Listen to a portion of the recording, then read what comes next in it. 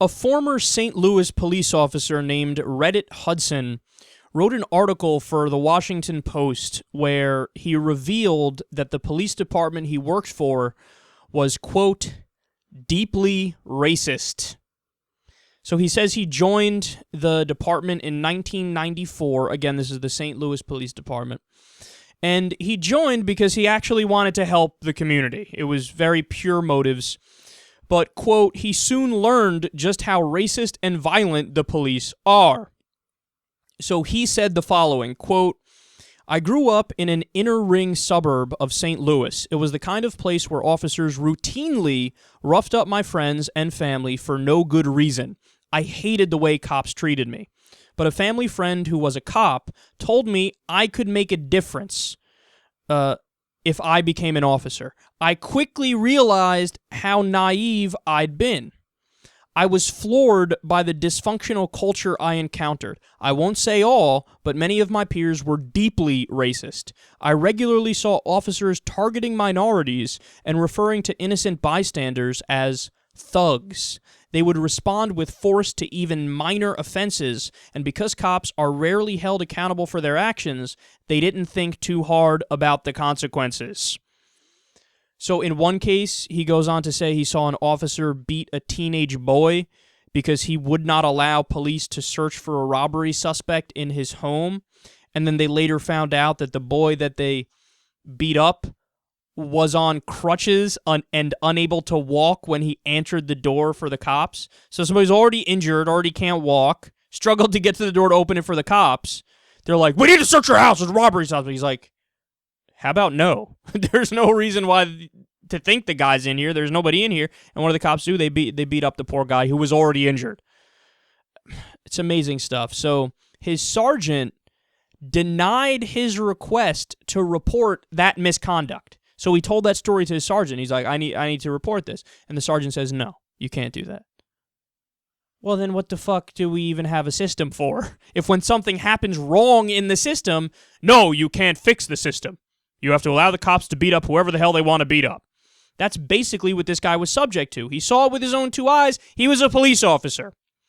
So he concluded the following, quote, I could not, in good conscience, participate in a system that was so intentionally unfair and racist. So after 5 years on the job, I quit.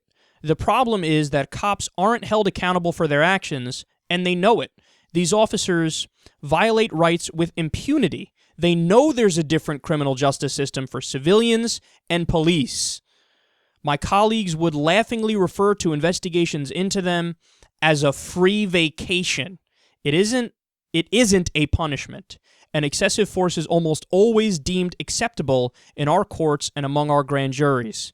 Prosecutors are tight with law enforcement and share the same values and ideas. The number of people in uniform who will knowingly and maliciously violate your human rights is huge. At the Ferguson protest, people are chanting, the whole damn system is guilty as hell. I agree, and we have a lot of work to do.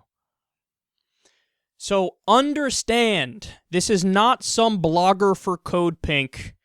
This is not some fellow TYT Network employee.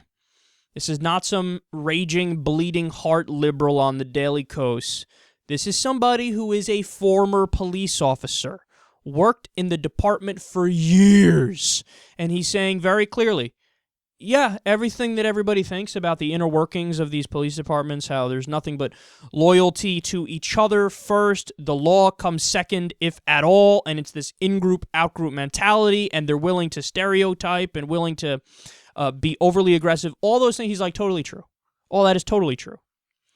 So next time you hear one of these conservatives, harp away and go on and on about how, no, it's the system. Our beautiful system is so pure and so just. Except, by the way, when they want to crack down on Clive and Bundy for not paying millions of dollars in taxes, then the system is wrong and terrible. But whenever they're fighting black people and killing black people, and then they get away with it, well, that's just totally fine and totally normal there. It's the system. Got to believe in the system. Hold it up. It's an ideal.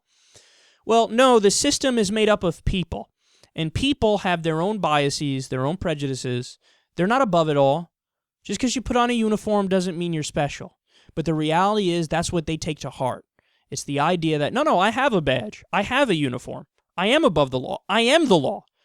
So you want to resist arrest, even if you're not resisting arrest? You want to disagree with me? You want to speak back, like happened with Eric Garner? You spoke back to me, chokehold! Well, this is the result. We see what the result is. And now we have somebody from inside the St. Louis department, and I'm sure people in other departments are going to come out and say the same thing.